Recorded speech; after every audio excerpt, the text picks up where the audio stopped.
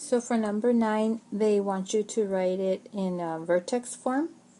So there's a couple of ways of approaching this. We can find the vertex using the formula, or we can use completing the square to set it up in that, in vertex form.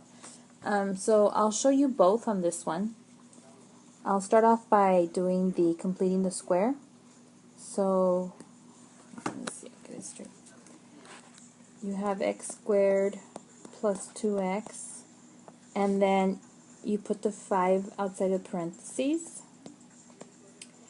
And remember, you take half of this term, half of the b term, and you square it. So half of 2 is 1, and 1 squared is 1. So I'm going to add 1, and whatever you do inside the parentheses, you do the opposite. You undo it outside because you don't want to change the value of the quadratic, right? So let me just fix this because I didn't like that plus. So now you can factor it as x plus 1 quantity squared plus 4. So there it is in vertex form. The other way is to find the vertex. So you would say x equals negative b over 2a, which is negative 1. And then you find the y equals negative 1 squared plus 2 times negative 1 plus 5. So that gives you 1 minus 2 plus 5, which is 4. So the vertex is, oops, I don't know if the parentheses are on the v. The vertex is negative 1, 4. Okay, so once you have the vertex and you know that a is 1, because that's the coefficient of the square term right there, you just set it up. A is 1, so we don't have to write it down. X minus h, so that makes it plus 1 squared plus 4, which is the same thing we got over here. Okay, so number 10, same thing. They want you to write it in vertex form, so I'll just go ahead and use the formula for vertex. So negative b over 2 times a, so that gives you negative 8 over negative 2, so that's 4. And y is negative 4 squared plus 8 times 4 minus 8. So that's negative 16, because the negative is not squared. Okay, so the negative is a coefficient of x squared. So negative 16 plus 32 minus 8. So 16, you get 16 minus 8, that's 8. So the vertex is 4, 8. Okay, a is negative 1. Okay, because that's a coefficient right here of the square term. So your equation would be f of x equals negative x minus 4 quantity squared plus 8. Okay, so for number 11, they want you to write an equation of the parabola that has a vertex at negative 6, negative 5, and it passes through the point negative 8, 6. So that's why I've labeled the points the way I did, because HK is your vertex, and they gave you that. And then a point on the parabola would be this one. And so we're going to follow, oops, put that down. Y equals a x minus h squared plus k. So just substitute, so you get 6 equals a times negative 8. Minus the negative 6 is plus 6 squared minus 5. So I'm going to add 5 to both sides. Make sure I have the right points. Okay. So we add the 5 to both sides, and we get 11 on this side. Oops.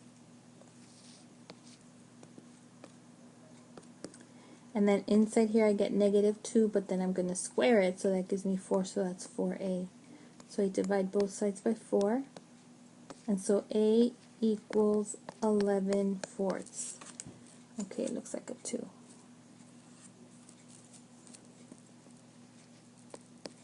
Okay, So now you just write f of x equals 11/4 x plus 6 squared minus 5.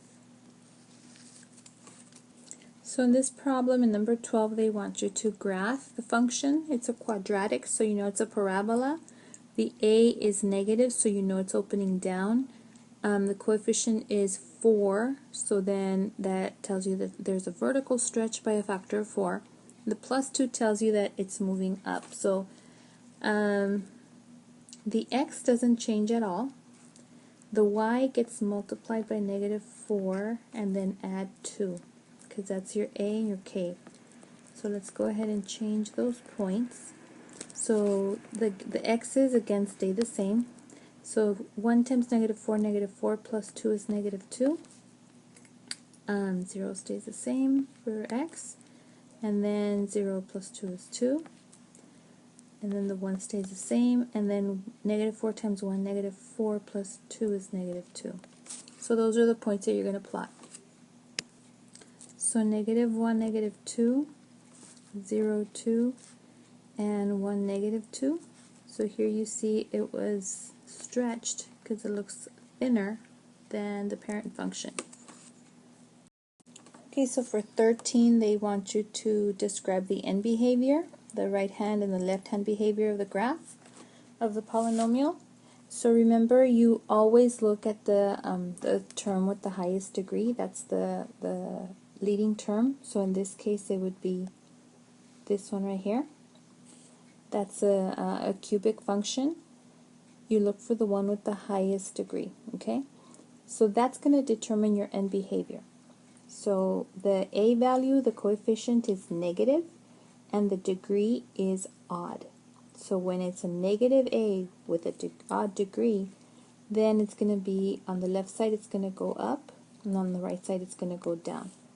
So it's an up, down, okay? In more technical terms, you would say as x goes to infinity, f of x goes to negative infinity, and as x goes to negative infinity, f of x goes to infinity. Okay, 14 is another end behavior problem. So again, just like in the previous one, you identify the leading term. In this case, it's negative 3x to the fourth. So a negative a with an even degree, 4 is an even number, this is a down, down. So you would say as x goes to infinity, f of x goes to negative infinity, it goes down. And as x goes to negative infinity, f of x still goes down because it's a down, down. Okay, so for 15, they want you to find the real zeros. So this is a difference of squares. So you set the f of x equal to 0, and then you factor x plus 3, x minus 3. So the zeros are plus and minus 3. Alright, finding the zeros again for 16. First off, I'm going to factor out the greatest common factor, which is x. So I'll make that 0, so that's going to be x to the fourth minus 16x squared plus 64. Now I could treat this as a quadratic because it's 3 terms. It's a trinomial.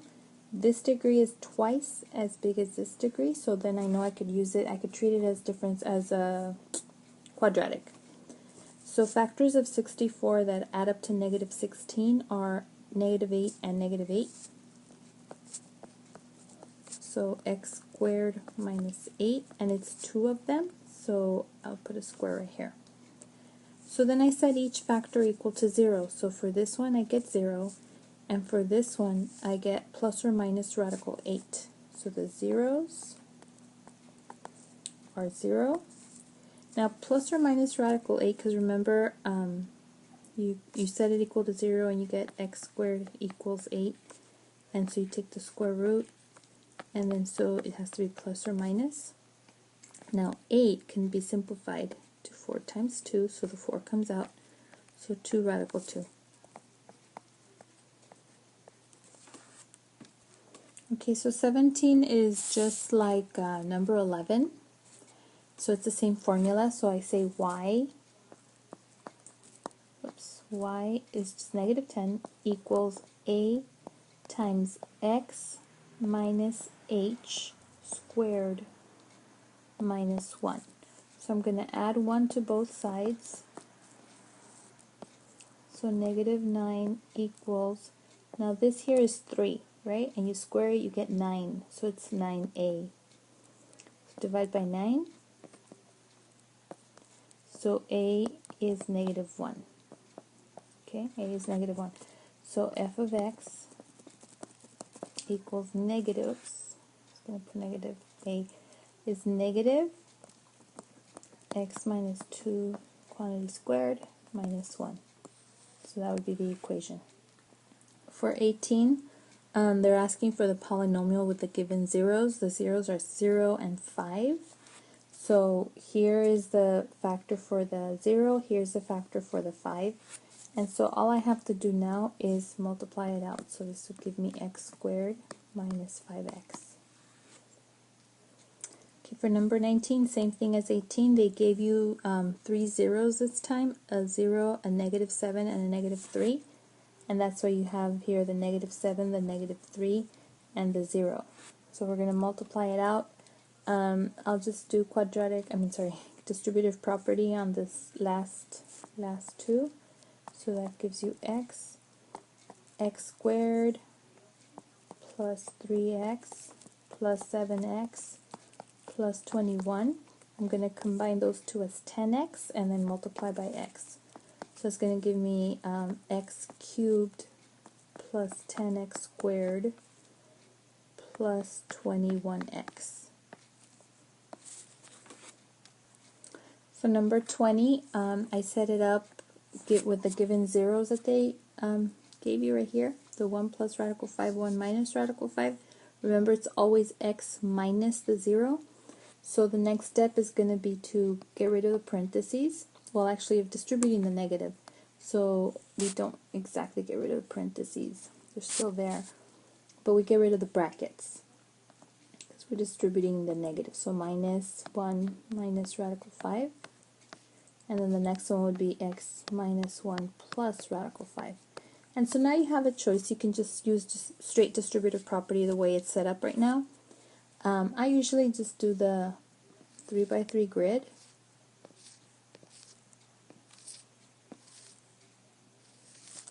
And I put each factor on the, one factor per side. So right here I put this one, the first one, and the second one I'll put up here. It's a multiplication chart, so this is x squared, negative x radical 5, negative x, positive 1, negative radical 5, negative x radical 5, and negative 5, right? Because it's negative radical 5 times radical 5 is negative square root of 25, which is negative 5. So now notice how this one and this one are opposites, so they cancel out. And then this one and this one are opposite, so they cancel out. And so we combine our like terms inside the chart, inside the little grid. So we get x squared minus 2x, and then we have the 1 minus 5, so it's minus 4. And so there's the polynomial.